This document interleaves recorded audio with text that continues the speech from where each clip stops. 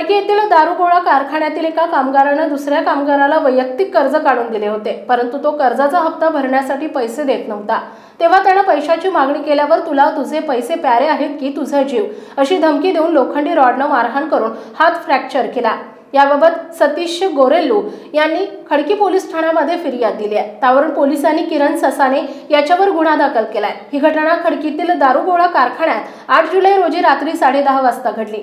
याबाबत पोलिसांनी दिलेल्या माहितीनुसार फिर्यादी आणि आरोपी दोघेही खडकीतील अम्युनिशन फॅक्टरीमध्ये कामाला आहेत। सतीश गोरेल्लू यांनी किरण ससाने याला बँकेकडून वैयक्तिक कर्ज काढून पैसे दिले होते। या कर्जाचा हप्ता सतीश हे भरत होते।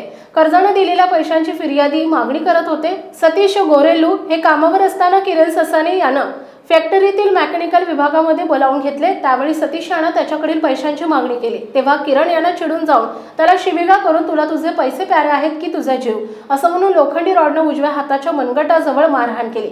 त्यात सतीश यांच्या मनगटाला फ्रॅक्चर झाले। सहाय्यक पोलीस निरीक्षक पटेल तपास करतायत।